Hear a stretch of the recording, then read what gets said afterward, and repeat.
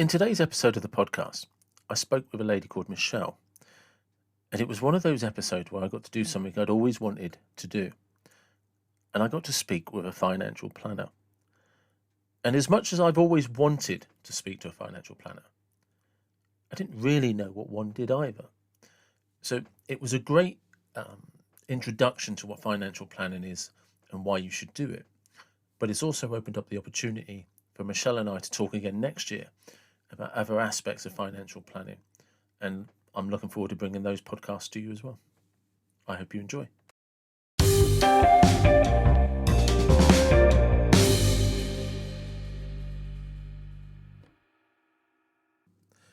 Good morning, Michelle. Welcome to the David Watson podcast. How are you?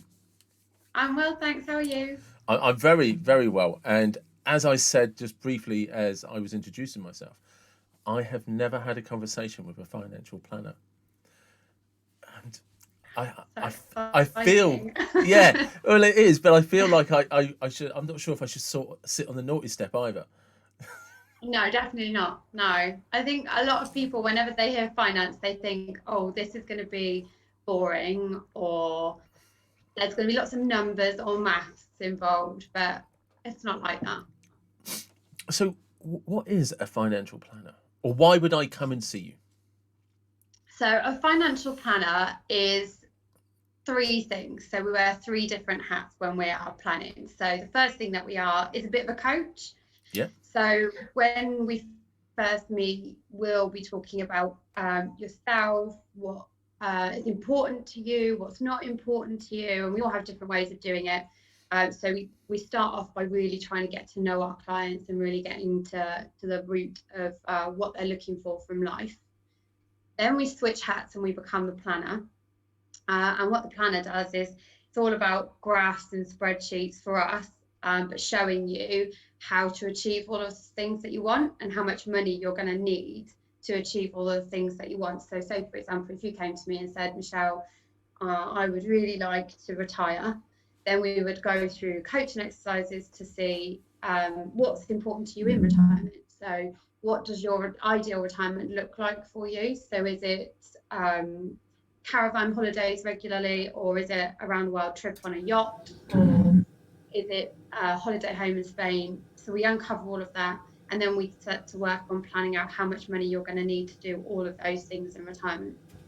Then we work out how much money you've got and see whether that's going to be enough. And then once we've done all of that and we're happy with our plans, we then become financial advisors, and we then look at the recommendations for where you should put your money in order to achieve all the things that you want. So that's what a planner does.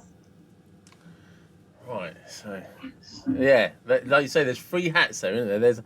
There's a lot to take on. So, right, what is it? So I guess the big thing, or one of the first things that come to me is, and I think we all use this excuse, so is I don't have enough money. Oh, I hear that so much, and I'm psychic. all of the time. I hear that all of the time, and one of my biggest bugbears about the profession is that we've made people feel like that. We in financial services have contributed to that feeling. I don't have enough money, so why would I come and see you? But I see lots of different people from lots of different backgrounds, lots of different financial positions. And my job is really to help you get the most out of what you have got. So every now and again, so last week I saw a lady who she really wants to retire. She really, really wants to retire. She's had enough. She's put a fair shift in. She's nearly 70 and she's done it. She's been nursing since she left school. Yeah. So it's time for her to retire, but she can't retire because she has a mortgage. And she has an interest-only mortgage, and she's really worried about that. So she's wrapped up in all of these stresses and problems and just keeps on going to work, which is not doing any good for her health. And then a friend of hers, who was one of my clients, said, go and see Michelle to see what Michelle can do to help you. So I went out to go and see her, and we've renegotiated the whole thing so that she can afford to retire now. So it may not be the ideal situation, it may not be everybody's dream scenario of retirement, but my goal is to get that lady to where she wants to be with what she's got. Yeah. So she can now retire because of the work that we put in place.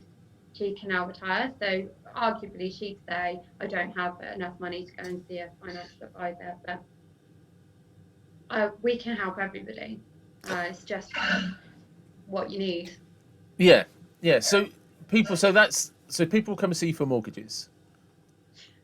We What? see people for mortgages, insurances, investments, pensions, everything. Everything. Jeez, this is good. Yeah. This is. So when you say insurances, this is like household, domestic, car, all of that, or We tend to come away from the general insurance. We do house insurance when we're doing people's mortgages if they need us yeah. to, but general insurance is so broad and there's so many specialists out there and so many different insurers as well.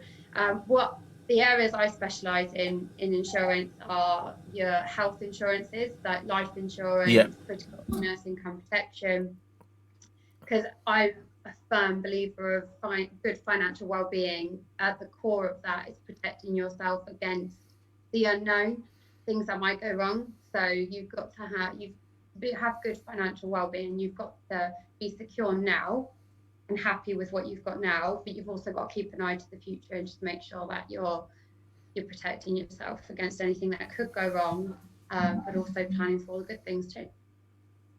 And how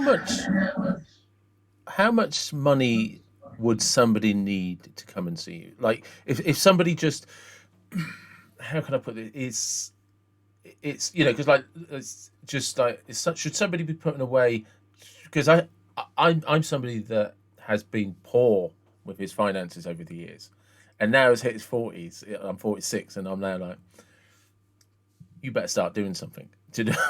Do you know what I mean? I have a couple of company pensions, so I'm not completely lost. And health permitting, I probably will be one of those people that will just choose to work until he has to stop, because I've always worked, and I don't. I mean, look, crikey, I work full time, and I do this when I'm not at work because I don't like sitting around doing anything. So I mean, like realistically, if somebody wants to come and see you to start doing financial planning, what sort of budget do they need to be thinking of to begin with? We have a couple of different service offerings, so to make it more accessible. So my financial planning, that would be where we do a bit of everything. We take you through the whole journey. I would say you'd probably want to have between 50 and 100,000 in your pension pot Yeah, to make it worthwhile to do the whole gold star standard. But the financial advice piece that we can do, so say for example, if you were, I don't know, you were 20s, 30s, and you wanted to get involved in investing, you wanted to plan for the future and save for the future, we would probably skip out a few bits of the planning service and just go straight to financial advice, because the planning stuff comes in a bit later on, or yeah, maybe if you were planning to have a family and you wanted to plan for how you could one of you could drop down hours or things like that. So financial advice wise, we don't have a minimum threshold. So as long, the important thing to remember with financial advisors is there's a fee to pay. So as yeah, long as the fee is affordable, and that's one of my things, is I see a massive gap in the industry for people who don't get financial advice. Very often, the ones that need financial advice, because yeah, they're going to be stuck doing what they're doing. So we try and make it as inclusive for everybody. So I have a service that, so for example, if somebody wants to just come and set up a pension with me, I just charge a setup fee based on the number of hours that it takes me to do that. And I tend to find that that's quite popular with younger people, where they can just come in, say, Michelle, I need a pension. And I say, tell me how much you want to put in. This is the best pension provider. This is the type of investment strategy I think we should follow. We'll review it every year, and I'll do all of that for a one-off cost. And that would be sort of £500, and then it yeah, would all be set and done. We don't charge for mortgages because we we believe that advice should be for everybody. yeah. And very often, the people that can't afford to pay the advice fees are the very people that need it. Okay. So, where we can be paid by a product provider, so we can be paid commission by the mortgage lender, we would get that anyway, whether we charged a fee or not. We choose not to charge fees so we can make financial advice inclusive for everybody. And we don't charge a fee for insurances either, because we can get commission from them as well. So where we can, we take our payment from the providers. So that's actually quite interesting, because most people would assume that if they're being charged a fee, that the person charging the fee isn't receiving a commission. For that, so they're effectively being paid twice. Yeah, so there is a great debate across I'll get lynched now by the rest of the mortgage advisors. What, for being honest? The irony of the financial services getting annoyed at one of their advisors being honest. But there's a great debate, because we don't get, so as a mortgage advisor, I'll give you advice, and then I'll set up the mortgage, and then I'll get paid once you've moved into your home. If you don't move into that home, or you decide not to do it, then I'll never get paid. Yeah. So some of the advisors feel that, and each to their own. There's lots of debates around fees in financial services, but we've seen a lot of people be charged fees where I didn't think it was fair for them to be charged a fee. I didn't think they were able to. I've worked for companies before and had to charge fees for mortgage advice, which I didn't always agree with, which is why I went on my own, so that I could do my own thing. I mean, because I think it's important to remember, you can't provide good, sound advice if you're worried about your own bills because people aren't paying. Do you know what I mean? Do you know what I mean? So in defense of the financial services, you've made a very good point. If you do all of the legwork, recommend a mortgage, and that person decides against that mortgage, well, then that's free. They can just go. They've gone somewhere else, but you still have to keep a roof over your head. You still have to pay your bills. So from that perspective, I do kind of actually, I don't know what I would do if I was a financial advisor. I'm like, oh look, because I can imagine you only have to get stung with that a few times in sort of succession before you're like, I'm going to have to start charging fees now to cover my time, because it is that's and the administrative costs as well, and things like that. They all. But time is money. It's everybody. I'm sorry. It's Zoom. Everybody's used to it. See, that's a quandary now, isn't it? Because it's very easy to be cynical of financial services, But you're right. If people then don't use it, and you haven't charged a fee, you have your own bills to pay.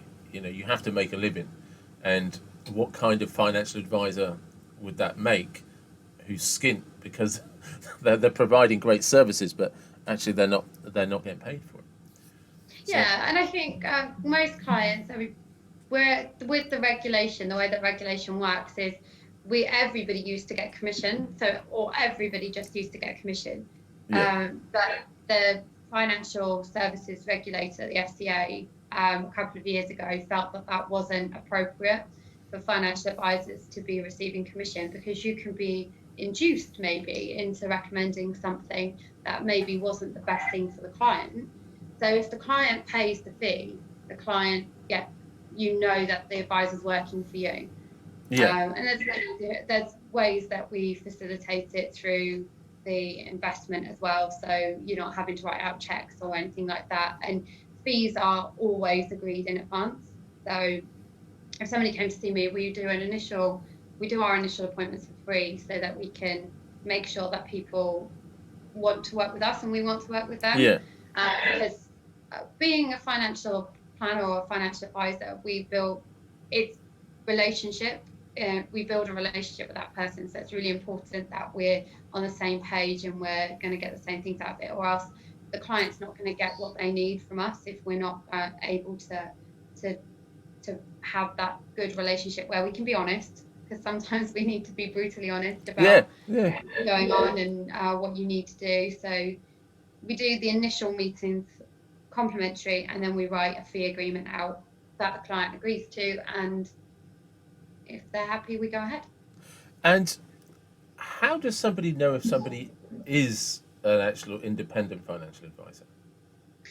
So this was the independent side of things. So if they're an independent financial advisor, they'll have that lit up in lights. They'll be called independent financial advisors.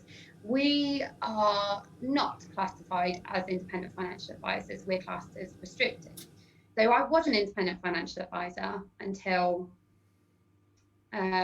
August, but what I found was it was virtually impossible to do what the word independent means. So the word independent basically means we're not bound by any insurance company. We're not tied to anybody. We're not going to just sell one person. We're not going to recommend the same provider for the same thing over and over again. And what I found was the level of research that needs to go into who the product provider is to make sure they're a good fit for the clients was so extensive that it didn't make sense for me to do it. And I could go to one of the big networks. So I'm part of the Quilter network. Okay. So what Quilter do is they invest £1 million a year into researching product providers and funds. So there's millions and millions of different funds out there. And they all have a different mandate. They all have a different job of what they say they're going to do. And they all have different managers. And Quilter pay £1 million a year to research all of those things and say, right, for most standard clients that want to just put away money for their retirement, or they just want to grow, or they want to take an income, then these funds, these however many funds we have, are the right funds for these clients. Anybody that doesn't fit into that mold, you can be independent.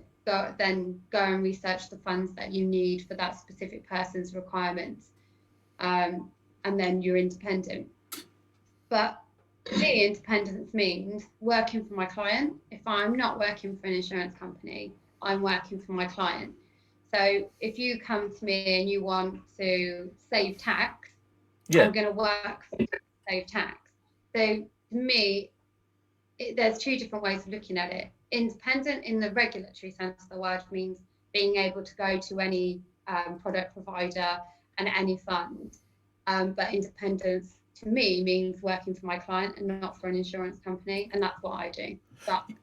Yeah, because it is actually but it is actually, again, something worth mentioning is that regardless of the status of if somebody calls themselves independent or not, there are only X amount of providers of the actual service.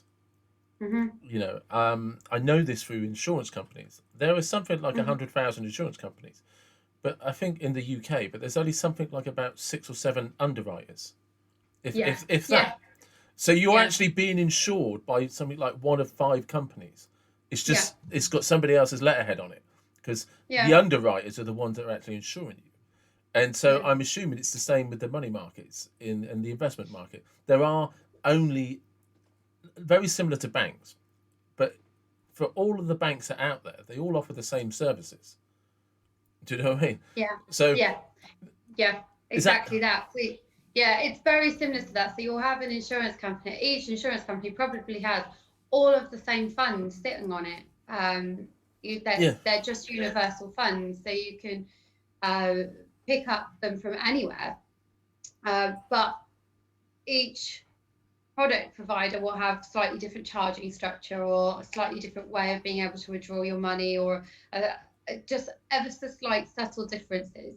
But for me, when I was making the decision about whether my new company was going to be independent or restricted, the most important thing for me was just knowing that I'm working for clients. Yeah. So I don't want to do all the research into the investment strategy of each individual investment manager across the UK. So I said, well, Quilter are doing that for me. I'm happy to call myself restricted, as long as my clients understand that that means that I work for them, not for anybody else. Then I'm quite happy with that. Yeah, but because I think it's very worth. I just want to keep going over this a bit, because I don't think I actually understand what you mean. Is because I don't think people understand that even if somebody says they're independent, there are only so many avenues they can go to buy services from. So all you've done is said, well, I'm already I'm just affiliated to these providers of a service, Hmm. you know. But an independent could also be buying from these people as well, but they might also choose to buy from that person. Absolutely. But they won't actually be sitting there for 40 hours working on your pension, trying to get you the best deal. They're just going to go to an affiliate service. We kind of, with financial service, and this I think was the thing that frustrated me when I was new, with financial services, it's all so similar. There's very little difference between anybody, and you spend all this time researching and trying to think, well, who's the best person for this? It's different with mortgages. Each mortgage lender has a different set of criteria. And they have different interest rates as well. You're not going to get a better performance from one product provider to another, because the actual underlying investment that you're going into can be picked up off of each of the different product providers. What you're going to get is maybe a difference in service, whether they communicate with you online or by post, or whether they charge you 4 basis points or 5, or it's very little difference. And we all have our favourites.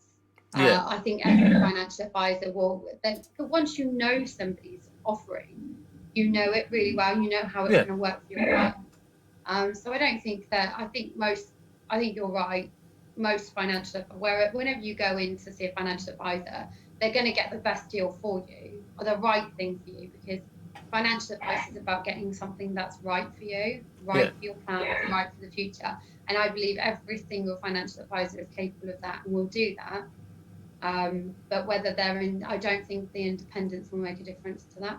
No, I don't. And not disparaging any independence, I'm sure, but just kind of making it clear to people that look, independent financial advisors will still be going to some form of service provider for the product, and they will have their favourites, which represent what they think best suits the needs of their company.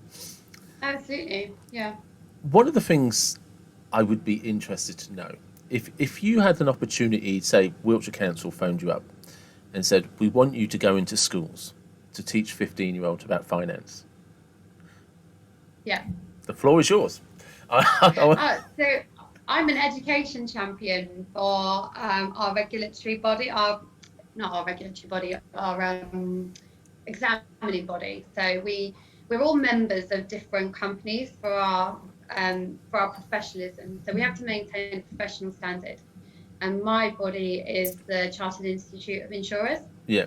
So that's who I've done all my qualifications with. So I'm a member, and I keep up to date with all their rules on maintaining my professionalism. And they have a couple of different ways of bringing financial education to the masses, and I'm part of both of them, two of them. One is Education Champions.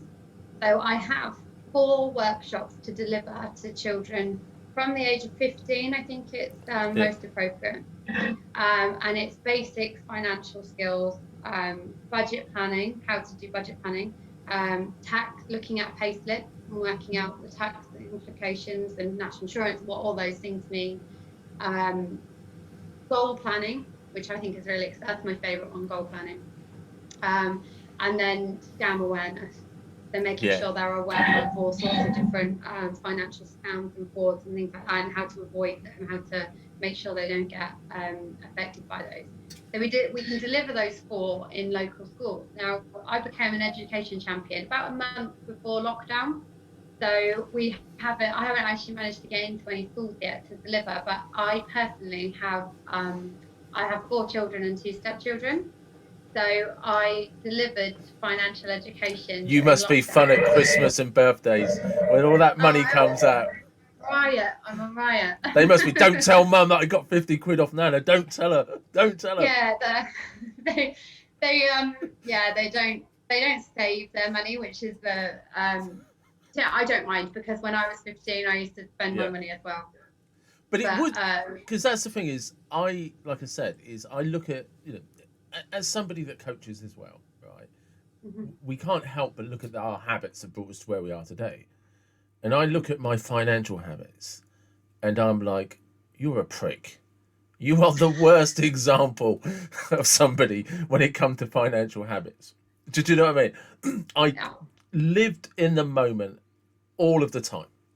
Mm-hmm. Just constantly lived in, I've got a job, I've got paid, and I just like, there is nothing, there's no way that in any way, shape, or form I can say anything that I have ever made a sound financial decision, and I think part of that stems because nobody taught us that. Just, it's, for me, education on any subject is important. If you don't understand, if somebody had told me when I was 15 about things like dividends on shares, Yeah. compound interest, Yeah. and Compound just, interest. just the really simple things like, look, if you drip feed this account, right? I know it's dull and I know it's boring, but if you can just drip feed an account, this amount, just whatever you've got, and then just by the time you get to 60, you will actually have some money. Oh, loads. Yeah. If you invested, so I I have three older children. One's 18, one's nearly 16, and then one's 13. And then I have a baby as well. But she can't do anything with her financial habits at the moment. But I really want to build good. And you're very pleased with that. I genuinely believe that your money habits are completely learned by the time you're 7. Yeah. So I believe that everything you know and everything you do with your money was learnt by the time you were 7. So all of the stories that you tell yourself about how you behave with money, what money's for, whether money's easy to get or it's hard to get, that's all things that you learn as a child. So I'm trying to make for the baby really good habits so that she automatically has them. But the older ones, because I haven't always been a financial advisor, when they were younger, maybe I didn't have the right attitude toward finances, which is why they spend their money.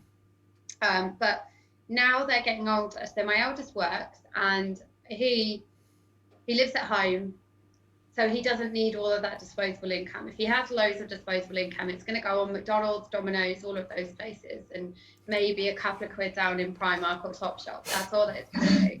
So I encouraged him to put the maximum percentage that his company will match his pension contribution. So he's putting in, I think he's got 8% going in, and his company's putting in 8% as well. That's good. So he's, really good. Because he doesn't need the money. What does he need the money for? But that little pot that he's building up now, because he's at the early part of his career, so that's not going to be a massive amount, but that's 8% of money that he wouldn't have had if his company's not just going to give him an extra 8% because he didn't take his pension out. So he might as well benefit from it now. But that little pot that he's building now will be worth a significant amount when he does retire because of the beauty of compound return. Yeah. And it's tax efficient. It gets an automatic 20% uplift because your pension contribution is tax relief, so you don't pay tax on what you pay into your pension. So if he had it, he'd lose 20%, but because he's putting it in, he gains 20%. They're automatically worth more money than it would have been in his own pocket. But it's also planning for the future. And it means that when he has babies, which I'm hoping he does, so I can be a nan, when he decides to have babies... No pressure. No pressure. No pressure, children. But when he does, he can go, now is the time where I can fall back on my pension contributions, but it won't affect me in later life. So I'll still have a good pension. I won't need to ramp it up when I'm 50 because he's done a lot of the hard work from a teenager. And then my middle son, in terms of education at home, so the government very kindly provided all of our children, I can't remember what year they stopped it, but they started it in 2002. Yeah, that was at £250, wasn't it? £250 every child born. And I cannot for the life of me now remember what year they stopped. I'm going to say it's probably 2013, 14 or something like that, where they stopped doing it. But Ben is my middle one. He's just about to turn 16, so he now becomes the controller of the £250 that he got.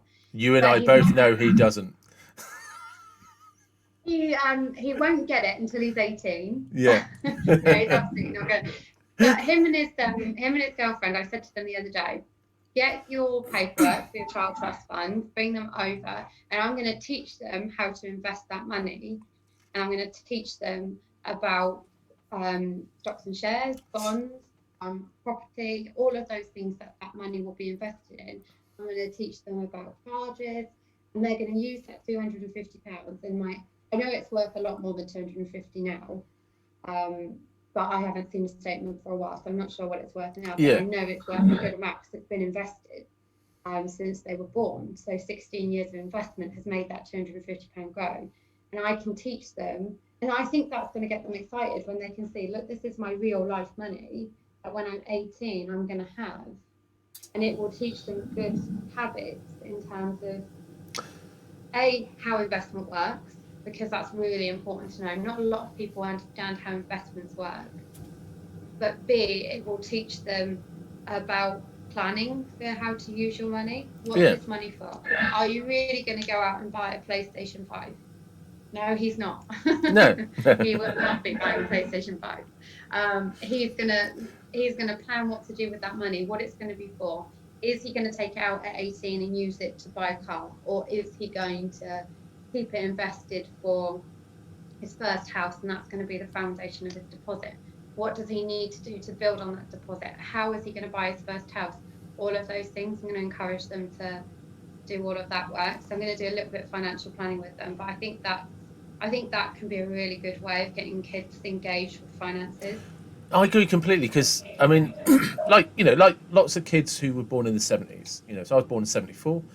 The whole generation, working class, middle class, and all of that. That was a huge thing back then, and lots of us came from kind of low income families. And the idea of having financial advice or stepping into a bank for financial advice, you just were not going to do it. Banks were very structured, it was very institutionalized, and unless you were kind of from a certain income level, you were not going to even utter the words, "Who do I see for financial advice?" Because they'd be like, "You don't see anybody." So we all grew up with this lack of education, which wasn't then taught in schools. Because if somebody had actually sat me down at 14 or 15 and said to me, "If you do this and drip feed this account, by the time you're 40, 50, 60, you won't have to work again. Or you'll be working because you want to work. It won't be a necessity." You might not have your own house, you might not have a Rolls Royce in the drive, but in terms of an actual income, you will earn your salary every year off this.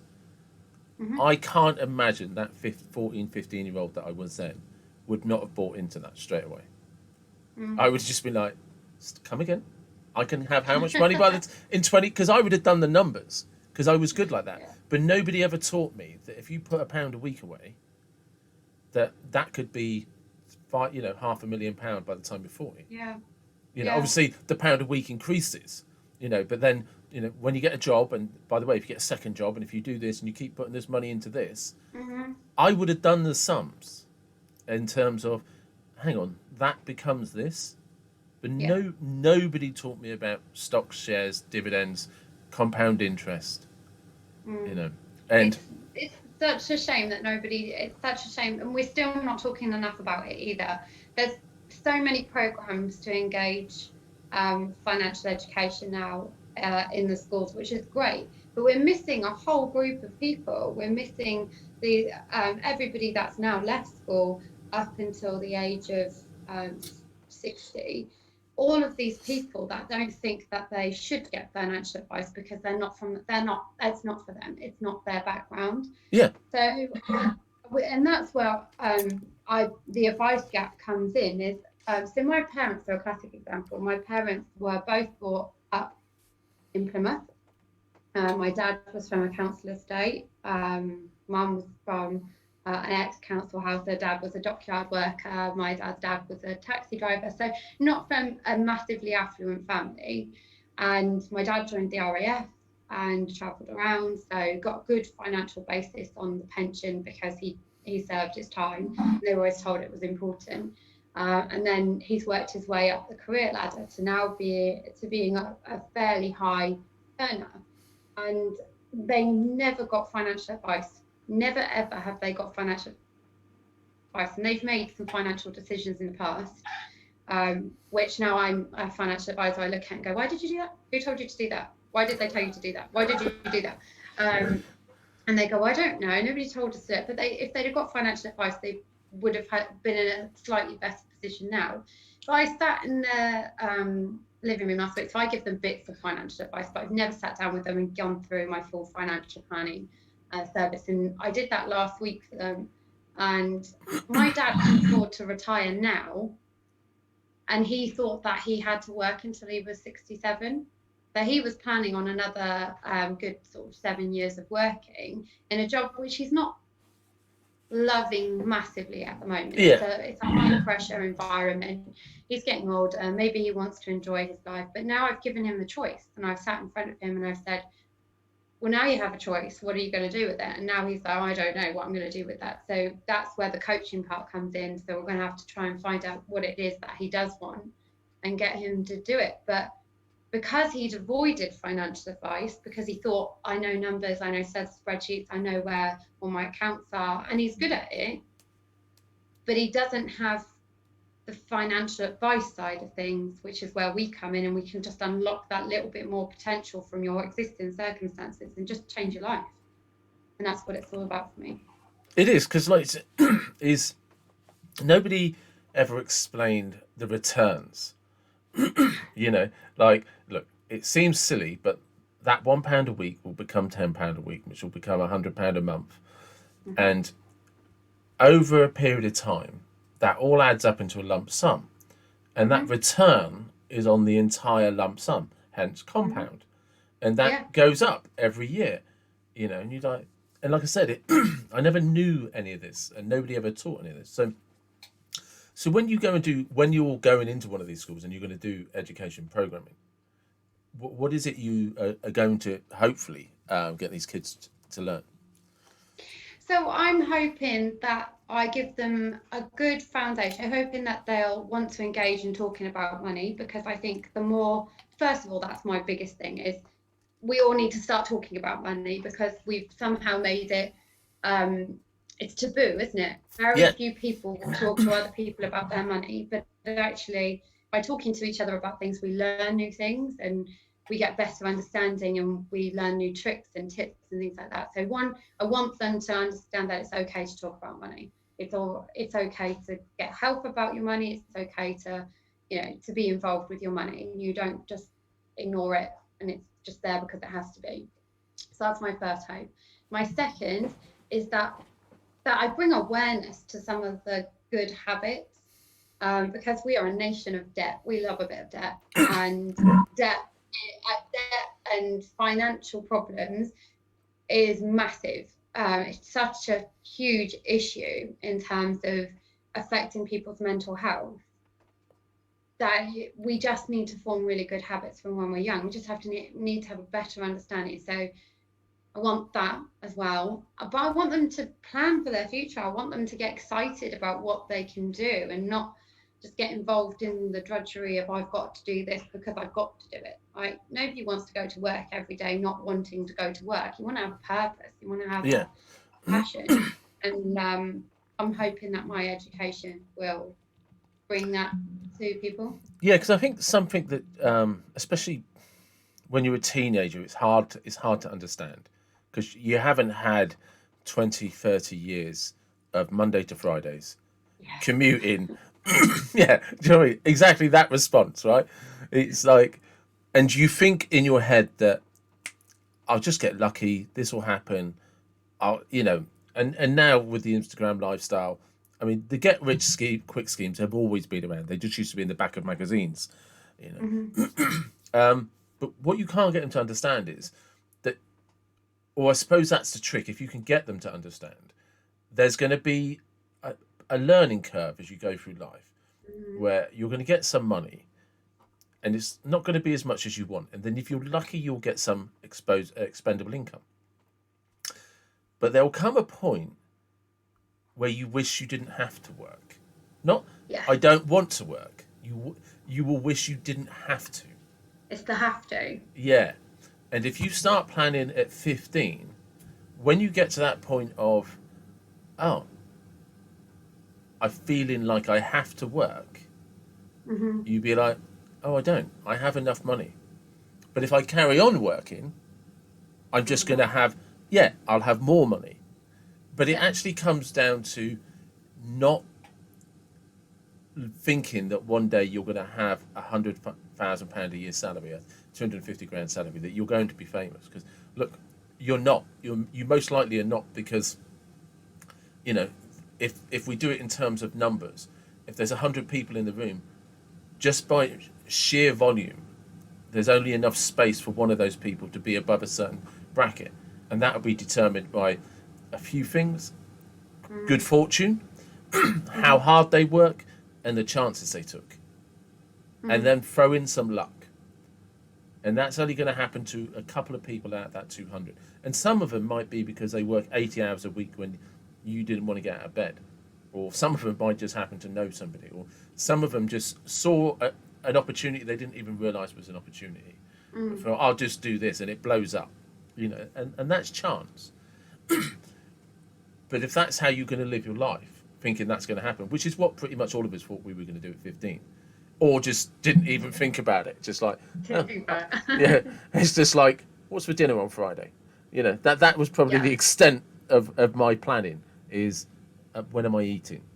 You know, when I was 15, and it's getting them to understand that there's that point in your life where you don't want to have to work anymore. And guess what? If you do it now, you won't have to when you get to that point. There's so many different little choices that we end up making. It's, my favourite analogy for it is, if you were going to go somewhere that you hadn't been before, you'd put your sat nav on, or Google Maps, whatever you use now. You put your sat nav on and you'd plan your journey. But we don't know where we're going in life, but very few people plan it. And I said, one of the games that we play in the financial education sessions is, here's 3 houses. Which one do you want to live in? What kind of house do you want to live in when you're older? And so you pick a house. And everybody picks different houses. Not everybody picks the big house. Some people pick the middle house, and some people pick the smaller house, which fascinates me, because I'm always like, oh, what's gone into that decision? And then pick which car you want. And there's a couple of other things that you pick. And then at the end of it, I total up the amount of money they're going to need to earn a year in order to achieve that lifestyle. So then I say, right, so this is the kind of salary you're going to need for this lifestyle. And these are the sorts of jobs that each bracket will have as well. And then we play a game where you have all of these different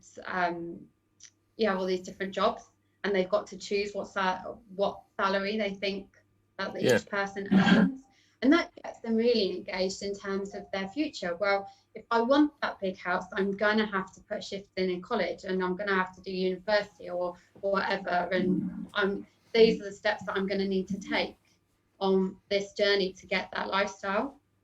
And it's really interesting to see how some of them change their minds about what they were thinking of, how to get engaged in terms of schooling and things like that. Yeah, because I kind of, like, it's a hindsight, we're all incredibly wise with hindsight. But it's just like, if I'd realised, just 2 seconds, I'm just going to check something. Sorry, a little thing flashed up on my computer then. I said, I'm just going to check I'm still recording. Because every now and again, I get these little hitches. Do you know what I mean? And I did one podcast. Yeah. Podcast, and I didn't realise, because having a conversation like you and I are now, I didn't realise I hadn't recorded that. That for whatever reason, there was a technical problem and it never picked up. So this whole podcast with this guy in California, and it's just like, oh, okay. But if somebody explained to me, like, if you go and get a second job, yes, you're going to be taxed at basic rate 25%, right? But if you just stick that wage every month into something, within 10 years, you will be blown away by how much money that is.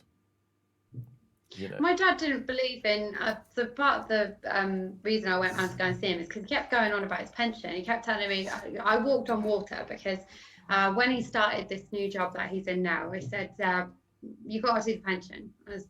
He said, no, I'm not going to do the pension. I've got my RAF pension. I'll be fine. I said, no, you've got to do the pension. Just put some money into the pension and they'll match it for you. It'd be great. So he did it. And then it started to grow. So then he upped the contributions. So now he's maxed out on the contributions and they match them. And his pension pot has grown significantly more than he put in. He thinks it's the best thing since sliced bread. So now I can do no wrong at my mum's.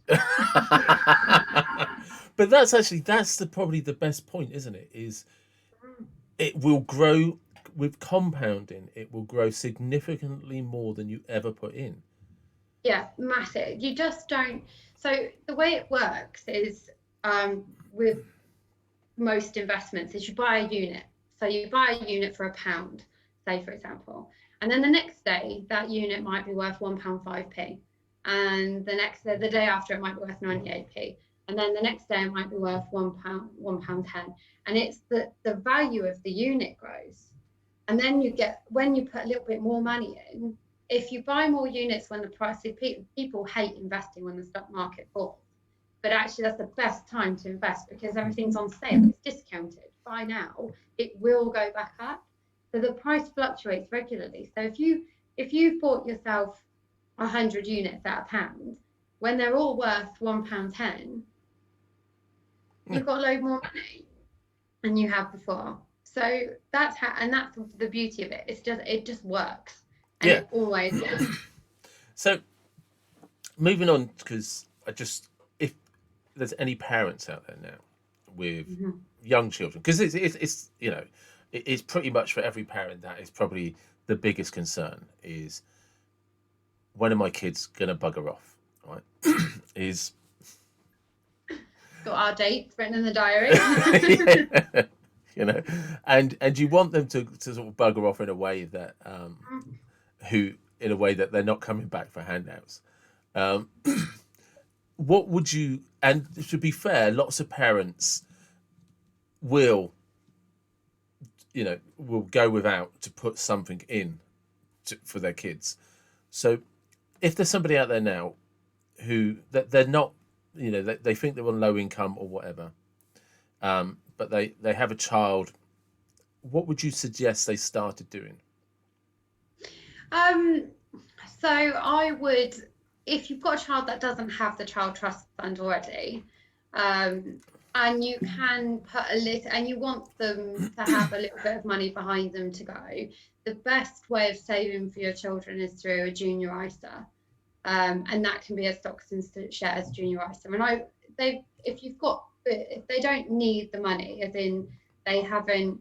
If they lost that money, it wouldn't materially affect their lives. If they didn't know they ever had it in the first place, it wouldn't.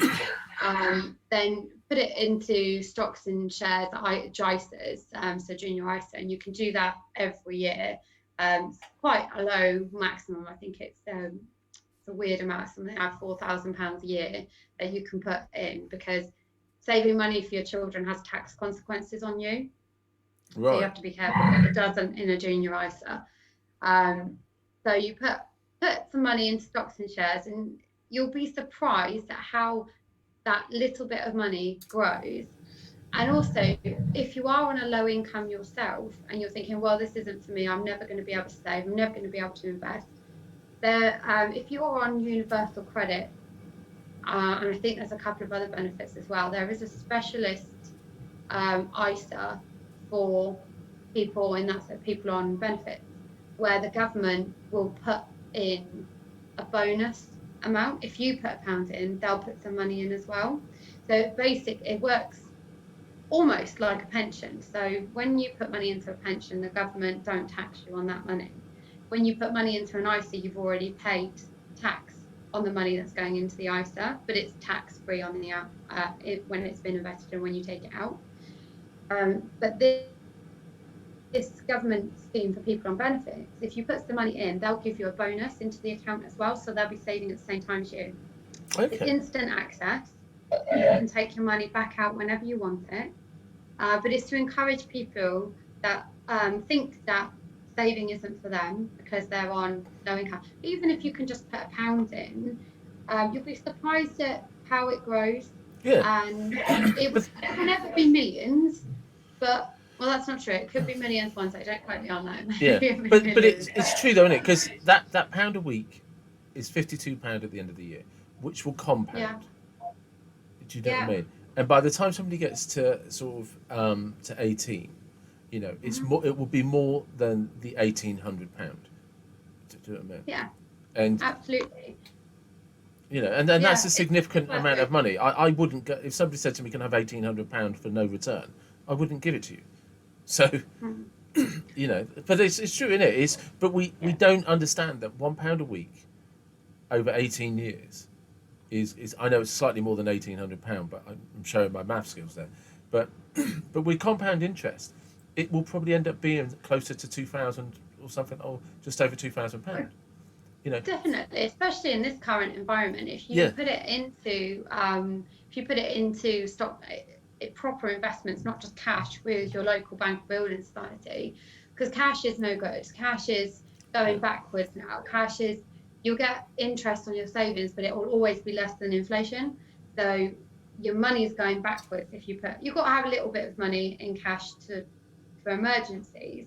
But if you're thinking of saving, you're thinking, well, I want to get involved in that, then these government accounts are really good because they'll contribute, you'll have it invested, you will have some money, and you'll feel really good yeah. about those decisions that you've made. So just even the tiniest bit that you can put into it will make a difference to you in the long run. So you just said something there that's a bit interesting to me. So I'm going to divulge something that's quite personal, but I've recently started this ambition of trying to have enough money saved that I basically have a year's expenses, if not closer to nearly a year's salary. But Mhm. you wouldn't advise that, would you? So I would, you've got to have your emergency savings. Yeah, So you've got, because the problem with investments is they do go up and down, so they fluctuate in value. And in an emergency, you need to know how much you need to have a set amount which you've gone, that's my emergency, and it should be we say 3 times your salary or sometimes 5 times your salary monthly. And what you don't want to happen to that money is you go to need it and all of a sudden it's worth less than it was a couple of weeks ago because we've had a stock market crash or something bad's happened in the yeah, market. Because investment risk only exists when you take that money out. And if you have to take it out, you've lost. If you can bear with for a little bit, it will recover and then you haven't lost. Um, but we say emergency money should be left in cash. Therefore, invest money that you're investing, you should be prepared to leave it there for at least 5 years because of the fluctuations. If you really yeah. wanted to do something, it should be invested for about 5 years. So that, yeah. So okay. So kind of, yeah. Okay. So I see. So if I had enough money for 6 months of living, if I lost my job all of a sudden, Mhm. anything above that, invest it. Invest it, yeah, because the banks will put your money nicely away where you can get it, where you can see it, where you can touch it, where you know it's always going to be worth the same amount. And isn't that the problem, that you know it's always going to be worth the same amount? Yeah, It's not going yeah, to do one hundred anything. percent. Yeah, you know. Whereas if you put your money into an investment, some days you'll look and it will be worth less than when you put in, and you'll go, oh my god, it's losing. And then 3 months later you'll look and it'll be well up from what you'll have made a good distance up between some, to be fair, 6 months at the moment, but you'll have made a good amount, and then it will keep going unless something like COVID happens. So COVID obviously hit our investment markets hard, and I've, to be fair, most of my clients, they know that we've got a game plan that we're sticking to, Yeah, and it didn't make a difference because they know the only time you lose money in investments is is when if you you say, take it out. yeah, So, but I had somebody that's very close to reaching their goal. So their goal that they wanted to achieve was in 5 years' time they want to be able to buy a house because they're living in tied accommodation at the moment. They wanted to invest to buy a house. So the money that they're investing is for the deposit for their dream home. So they were a little more nervous, and I said to them, it'll be okay, it'll be fine. But I mean, we're talking losses of 20% in a day, which is hard to stomach. Yeah. So they were a bit nervous, but they messaged me last week and said, you were right, it's gone back up. We had no need to panic. Everything is good again. Just wanted to let you know that you were right, which I love those kind of emails as well. The ones that tell me I was right. Yeah. Yeah. To be fair, they're my favourite conversation. Oh, I'm right. Yeah. I'm very good at saying I told you so. You know, it's one of my favourite phrases. When I was doubting, no, I told you so. So, I'm just being conscious of the time, but I have another question I want to ask. Okay. Which is going to be the same theme sort of thing, but 20-year-olds. Right? Yes. Because I think this is when I made my worst financial mistakes. Right. Yeah. Because in comparative terms, if you compare the price of living to when I was in my 20s, to where it is today, and in terms of salary, because I was in a limited company for a few years, I earned more money for about 5 years than I earn today. Yeah. Right? And I have nothing but hangovers and lack of memories to show for it. No memories, because they were all just blotted out by the things I was doing in the 90s and the noughties. Do you know what I mean?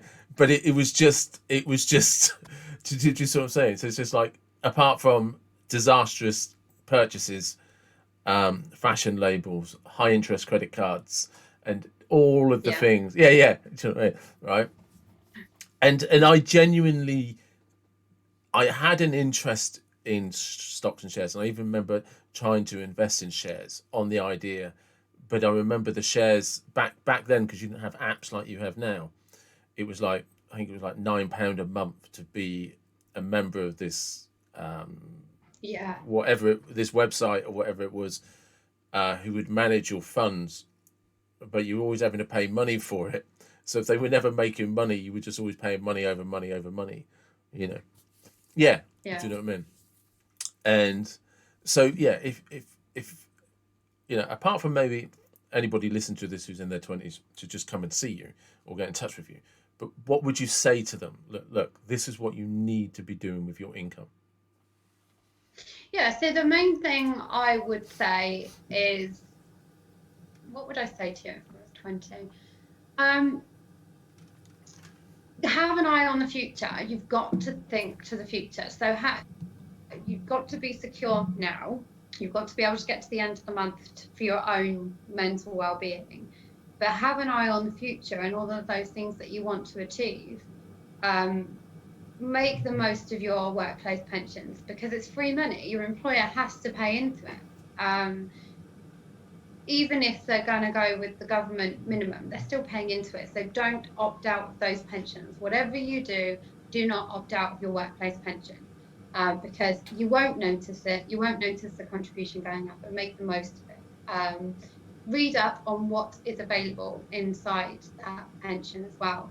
And if you don't understand it, then go and see a financial advisor. Most financial advisors will be happy to give you some free advice about what sort of funds you should be invested in, and how to manage your workplace pension. Because I do think financial advisors are a good bunch now. I think there was a bad reputation. Hopefully most of those are gone from the regulatory changes. But I think most financial advisors would be quite happy to pick up the phone to somebody in their 20s who was saying, I've got this workplace pension, I don't understand what this means. Can you give me some advice? I'm sure mostly I would be. And educate yourself. There's so many websites out there. There's a guy that does a blog, literally, I think it's almost daily, if not every other day. I can't remember the name of it, but it's really good. Also, he talks common sense, and he's all about educating the masses, money to the masses. That's him. He's a financial advisor, and he does podcast after podcast, and all of it is about what investing is, how it works, and it's all free. all free content, and there's so much out there now because we want people to have good financial habits. We all, as an industry, I genuinely believe we want people to have enough money to live the life that they want. And to do that, you need to be thinking about your money. It needs to not just be something that goes in the bank and you pay your bills and then whatever's left is whatever's left. You've got to give it a job. It's got to have a purpose for you. And then you'll be more connected with your finances. You'll be more connected with your financial goals. And overall, you will feel better. You'll feel better mentally about your money. And that's probably a great place to stop, actually. Yeah, feeling better mentally about your money, because that's brilliant. Huge. Yeah, thank you very much. Thank you.